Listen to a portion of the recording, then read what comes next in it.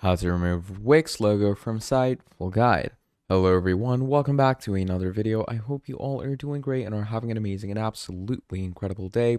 I bring you back to yet another video, and in this video we're going to be talking about how you are going to be removing your Wix logo from your site in the easiest way. So there's no shortcut to this, and there's no free way that you can do this, because a lot of people will mislead you and tell you fake news that you can do this and you can do that, but there's no shortcut. You do need to do what everyone does. So what you need to do is you're going to come over to this option over here where it says upgrade.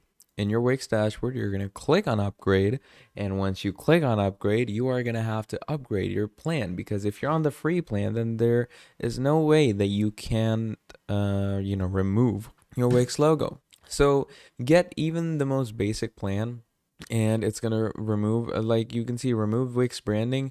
You're just gonna need the personal use combo plan, which is $8.50, and yeah, it's gonna remove it. So just get the plan, and that's gonna remove the Wix branding. Without that, you will not be allowed to remove it. So don't go for fake scams. This is how you're really gonna do it. Thank you for watching, and I'll see all of you next time. Goodbye.